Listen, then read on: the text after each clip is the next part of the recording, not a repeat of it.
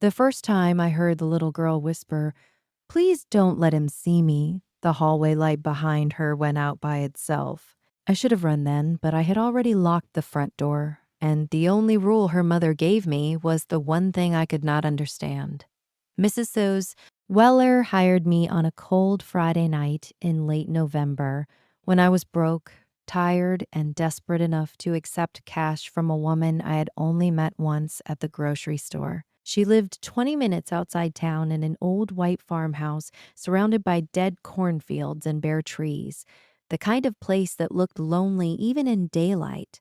When she opened the door, she looked polished and calm in a dark blue coat, but her face had the strained look of someone holding herself together by force. She introduced me to her daughter, Sophie, a thin little girl with huge eyes and a pink sweater, then handed me an envelope, thick with money. "She'll be asleep by 9, she said. "You can watch TV, eat anything you want, just stay inside her room if she wakes up." Then she paused, gripping her car keys so hard her knuckles turned white, and no matter what happens, do not let Sophie leave that bedroom after midnight. I gave a nervous laugh and asked why. She did not smile, because if she steps into the hall after midnight, he'll know she remembers. Before I could ask who she meant, she bent down and kissed Sophie's head, whispered something I couldn't hear, and left.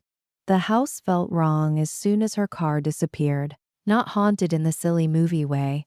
It felt watched, like every room was waiting for me to do something stupid. Sophie barely spoke while I made her macaroni and read to her. She kept glancing at the bedroom door like she expected someone on the other side. At 8:30, while I tucked her in, she grabbed my wrist with a cold little hand and said, "If I ask to go with him, don't let me."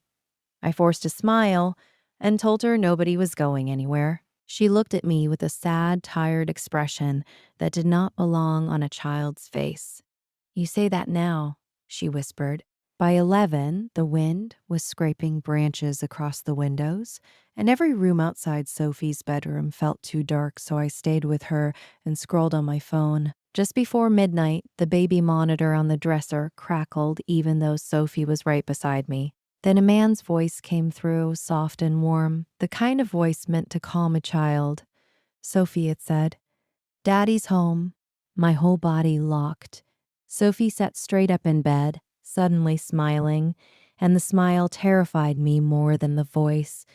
"He found me," she said. The monitor crackled again. Then footsteps moved slowly down the hall outside the bedroom, heavy, dragging steps. I ran to the door and locked it, my hands shaking so badly I almost dropped the key. The doorknob turned once, then twice. Then a gentle knock. "Soph," the voice said from the other side. "Open up, baby. I brought your bunny." Sophie started crying the second she heard that. Real broken sobs. "He always says that," she whispered, "because I left it in the car that night." I turned and stared at her. She was clutching a faded, stuffed rabbit so tightly its ear bent in her fist.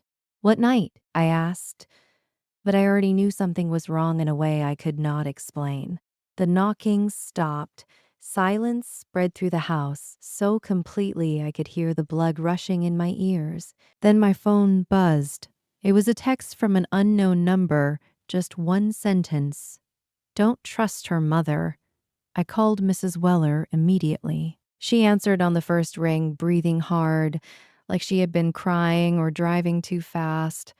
When I told her a man was outside Sophie's room, she screamed, "Keep her in there. He died trying to take her from me." My stomach dropped. "What?" I said, but Sophie was already climbing out of bed. Her face had gone flat and pale, and she was staring past me at the door. "That's not true," she said in a voice so calm it didn't sound like her at all. "He died because she drove us into the river." I felt the room tilt.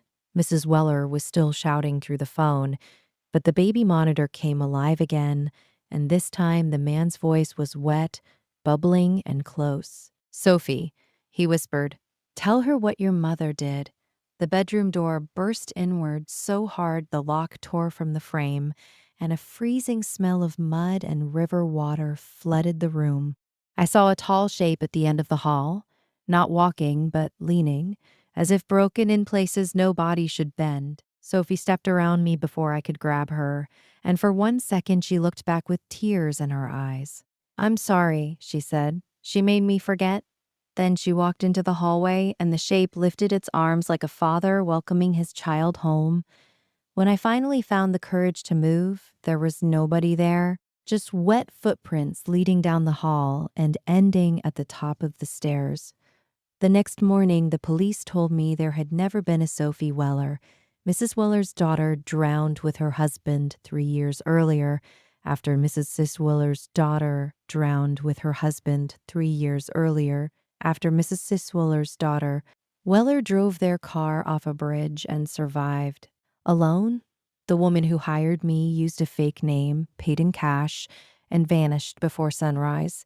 But sometimes, just after midnight, I still get voice messages from Sophie's number. She never cries.